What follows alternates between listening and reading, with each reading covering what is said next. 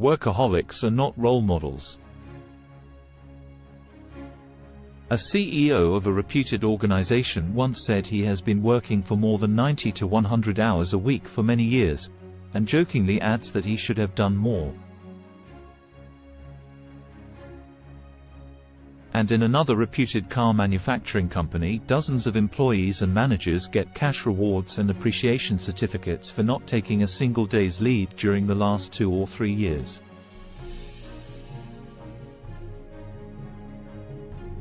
In yet another case, a jet-set CEO was proudly patting his own back, stating that he loves his work so much that every time he comes home from a business trip his kids have grown taller, and cannot remember when he took a couple of days leave or a vacation.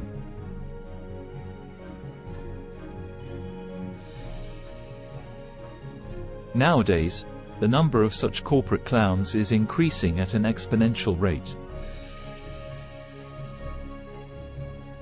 And you can very easily spot such people, as they will be constantly talking on their mobiles, checking their handheld devices for text messages, or always connected to their office via their laptops for never-ending emails and so on.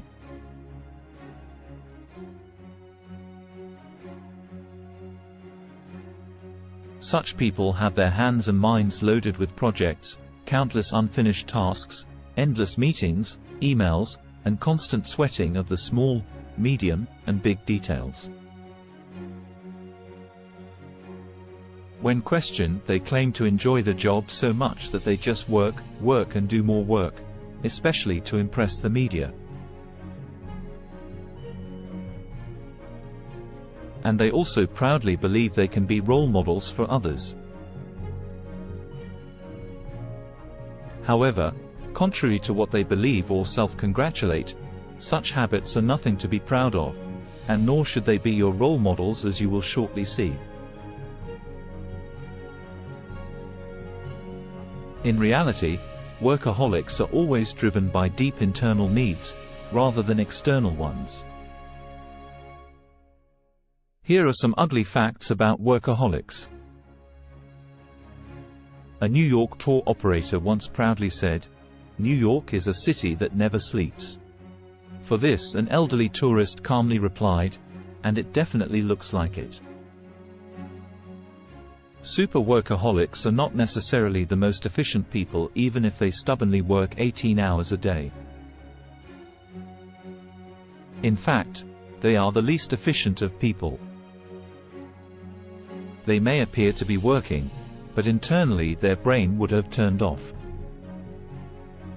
The output they produce, or the ideas they generate when the brain and essential body systems turn off, is nothing but trash and mediocre stuff. Workaholics often believe themselves to be perfectionists and role models, and often the media also portrays them as so. But in reality, they are neither perfectionists nor can be role models to anyone sensible and knowledgeable about the hazards of overwork.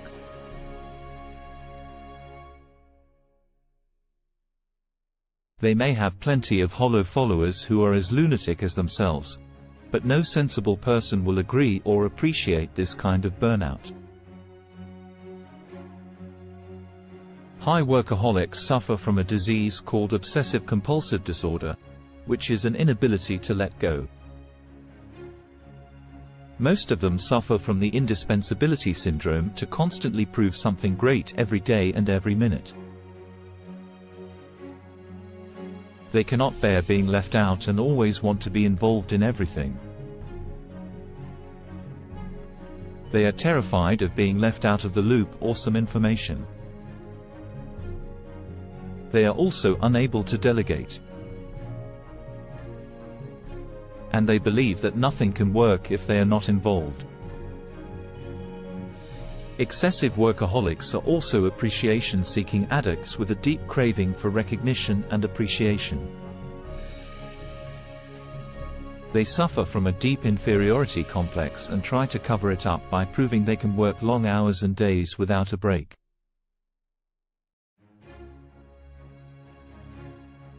Just like drugs, once a person gets into the appreciation-seeking habit, it's very difficult for them to stop.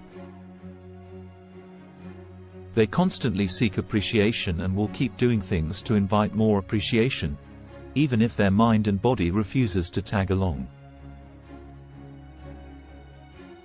Working non-stop is perhaps the lousiest of work habits and work-life balance. It's also the perfect road to ruining your health and those of others. Poor health and lack of a solid family life lead to poor performance and relationships at work. Workaholics not only ruin their health but also of their subordinates and their family members.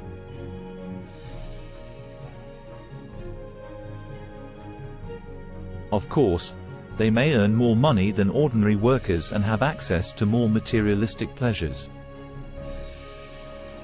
But when they get a heart attack, stroke, high blood pressure, and other nervous disorders, it's their family and dependents that will bear the brunt of looking after a human vegetable.